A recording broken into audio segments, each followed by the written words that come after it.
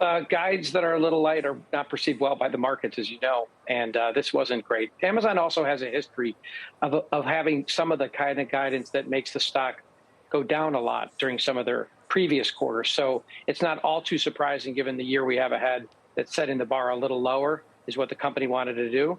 But the market's very disappointed, obviously, and that's why the stock's down.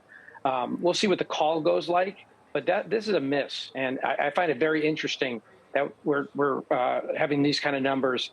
We'll talk about Apple shortly, but the FANG acronym and all the things that we've been talking about, we're not going to talk about, I think, going forward. We're going to talk about the haves and have-nots, not FANG anymore. Be real quick for me so I can get to Apple, but you sound sort of like a concerned shareholder here of Amazon. Well, it is concerning. I mean, this quarter has definitely been the tale of two cities with the haves and have-nots. You saw Microsoft put up what they did. You saw Facebook have kind of a relief rally today. And then you saw the blowouts that we saw, obviously, with Microsoft and now Apple putting up a strong number. They have something to prove here. The cloud is obviously what people are looking at, but there are fears of a consumer that's a little bit softer. There's fears of retail, I think, that is softer. And they didn't see the explosive number out of the cloud that people would have wanted. So down 10%, that's a tough pill to crack.